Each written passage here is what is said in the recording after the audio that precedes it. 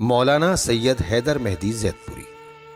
مولانا سید حیدر مہدی رضوی سن 1317 ہجری میں قصبہ زید پور ضلع بارابنکی میں پیدا ہوئے۔ آپ کے والد ماجد مولانا سید برکات احمد نجم پائے کے شاعر اہل بیت تھے، جن کو قصائد اور نوحے لکھنے میں مہارت حاصل تھی۔ آپ نے ابتدائی تعلیم اپنے والد محترم سے حاصل کی۔ اس کے بعد زید پور کی نامی گرامی ہستی مولانا حکیم سید امداد حسن سے عربی، صرف، نحو، معانی، بیان، لغت و بلاغت کے اصول کے ساتھ علم فقہ میں لمع کی تعلیم مکمل کی۔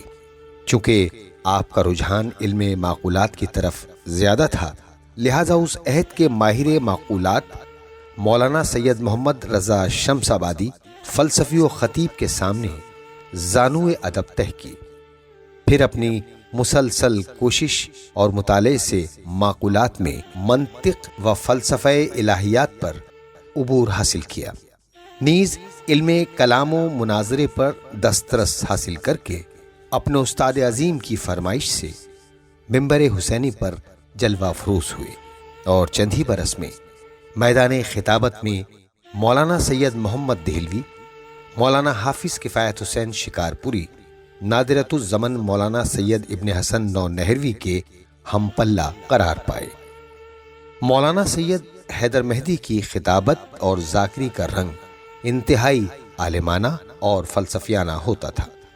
تقسیم ملک کے وقت جب علماء و خطباء نے ہجرت کی، اس وقت مومنین شکارپور نے حافظ کفایت حسین سے سوال کیا، آپ کے بعد ہمیں ہندوستان میں آپ جیسا خطیب کہاں نصیب ہوگا؟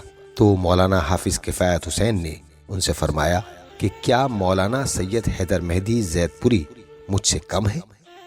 جو رنگ خطابت میں میرا ہے وہی رنگ مشیت خداوندی سے ان کو نصیب ہوا ہے۔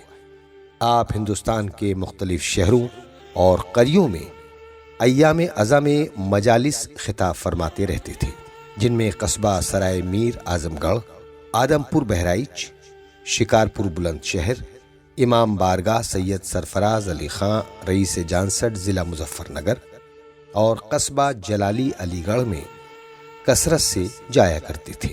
قصبہ جلالی میں اپنے پدر اعلی قدر مولانا سید برکات احمد نجم کے بعد مسلسل 35 سال تک امام بارگاہ بیت العزا تعمیر کردہ الحاج سید مہدی علی مرحوم نادرۃ الزمن آپ کے بڑے قدردان تھے۔ سچ ہے کہ قدر گوہر شاہ داند یا بدانت جوہری ان سے ایسے روابط قائم ہوئے کہ جب بھی مولانا حیدر مہدی لکھنؤ تشریف لے جاتے، نادرۃ الزمن کے بیت الشرف میں قیام فرماتے تھے۔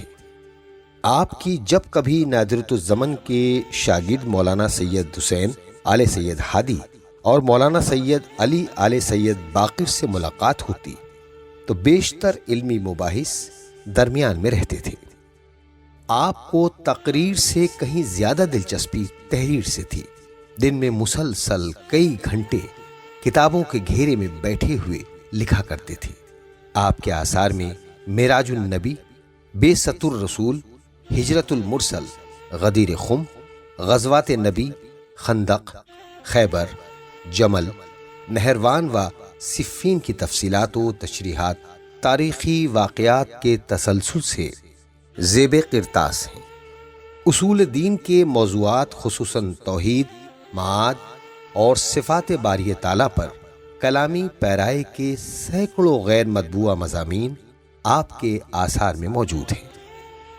مسودات کا کثیر ذخیرہ 2 عدد لوہے کی پیٹیوں میں اپنی بے کسی کا مرثیہ خوان ہے۔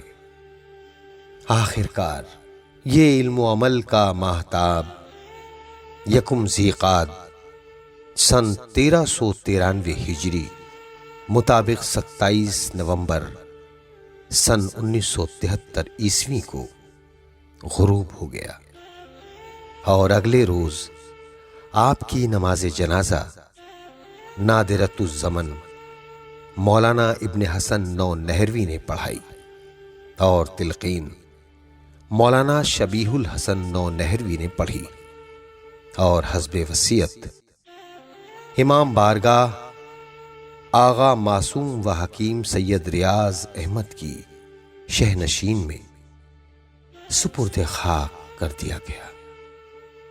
40ویں کی مجلس میں نادرۃ الزمن مولانا سید ابن حسن نو نہروی نے تاریخ ساز اور یادگاری بیان سے مولانا سید حیدر مہدی رضوی کی روح پرفتوح کو خراج عقیدت پیش کیا۔